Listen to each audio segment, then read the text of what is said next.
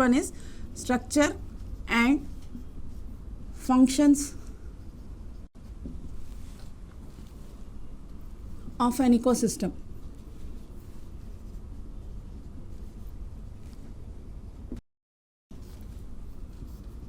Now, Odom said that ecosystem is considered as the structural and functional unit of nature. Now, we will discuss how it can be possible. What does it comes when we are talking in terms of structure?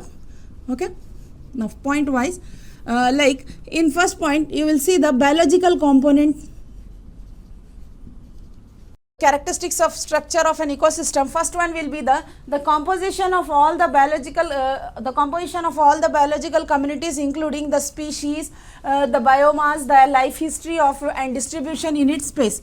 The biological community compositions. So what does the first and the most one it will come? The composition of all the biological communities, including the species, the biomass, the life history, the distribution, the space occupied, etc. All these will come under one of the basic characteristics of structure of an ecosystem. Next one is, the next point you will see is the quantity and the distribution of living and non-living components.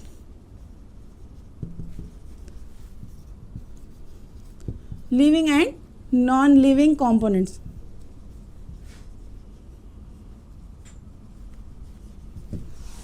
Next is what does it mean quantity and distribution of living and non-living component is at each trophic level a certain amount of quantity is being distributed according to the amount of producers, consumers, their consumption of energy, the release of energy, all that. And distribution of all the non-living components here occurs. Like what are the non-living components in an ecosystem? It may be as the nutrients, water, all those energy components are called as non-living components at each trophic levels in an ecosystem. And the third one will be the environmental factors.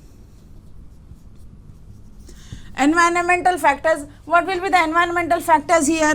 Like we can talk about in terms of what is the amount of temperature maintained at each trophic level or at each ecosystem which we are studying. Either it may be forest or it are water or land, tropical deciduous, coniferous. So every ecosystem has its own environmental conditions. So when we are talking in terms of structure of an ecosystem, we will also take into consideration the environmental factors like the light availability, the temperature availability, right? All these will come under the environmental factors. Next one is those are called as we will talk next is functions of ecosystem.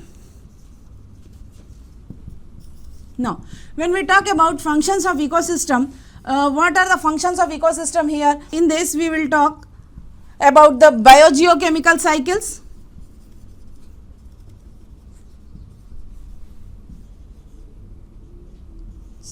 What is biogeochemical cycles here? We will talk about the total cycle form or the rotation of all the nutrients from producers, herbivores, carnivores and omnivores from trophic level 1 to the top trophic level. How the component of this particular ecosystems are moving, what is the movement of nutrients from one trophic level to the another trophic level. And another one is you will see the rate of nutrient cycling. It is also called as rate of nutrient cycling. Next, another one is regulation of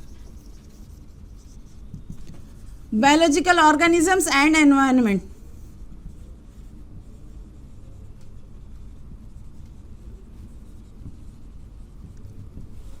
This can be studied here, and also we will study about the rate of all the physiological activities which are occurring, the rate of biological energy flow. Rate of energy flow in a particular ecosystem at each trophic level of an ecosystem can be studied under the functional aspect of the ecosystem. Now what is energy flow? The ultimate source of energy is sun, right? So from sun the energy is coming and it will be taken by producers, then it will go to carnivores, then it will go to herbivores. So from one trophic level of an ecosystem to the top base to the top of an ecosystem, the energy flow is occurring, and this energy flow is in a unidirectional form. It will not be given back to sun, it will be taken, it will be utilized and consumed, okay, by one trophic level to the other trophic level. When it is moving, it will be reduced to a certain extent. All these we will talk in detail when we are talking in detail about each aspect of ecosystem, right? So basically These are the components. Why we can say that ecosystem is the structural unit of nature, and why we can say that it is a functional unit of nature.